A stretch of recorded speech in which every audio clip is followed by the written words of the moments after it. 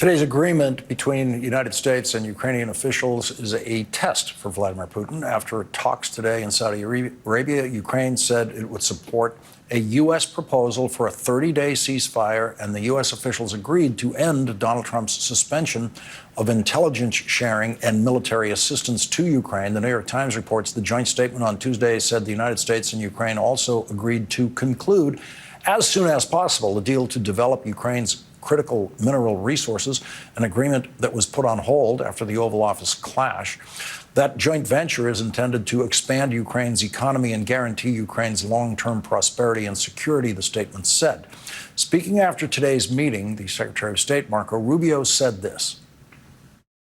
Today, we made an offer that the Ukrainians have accepted, which is to enter into a ceasefire and into immediate negotiations to end this conflict in a way that's enduring and sustainable and accounts for their interests, their security, their ability to prosper as a nation. Now, hopefully, we'll take this offer now to the Russians, and we hope that they'll say yes, to peace. The ball is now in their court. Senator Sheldon Whitehouse is still with us. Senator, the ball, as the Secretary said, is in Russia's court. And so far, Donald Trump has been the entire time.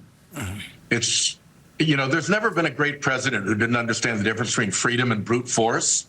Could you imagine Franklin Delano Roosevelt, a great president, telling Winston Churchill, you're going to have to make a deal with Herr Hitler, and we're cutting off Lend-Lease until you do.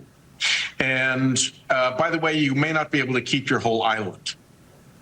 That would not have been a great president. That would have been a cowardly and shameful president. And that is the position that Donald Trump has consistently been in with respect to Zelensky versus Putin.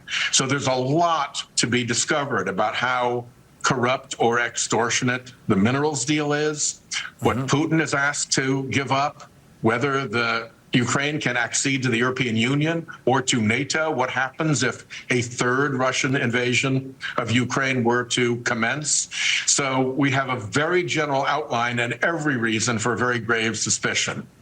Senator Sheldon Whitehouse, thank you very much for joining us tonight. Thank you. Thank you.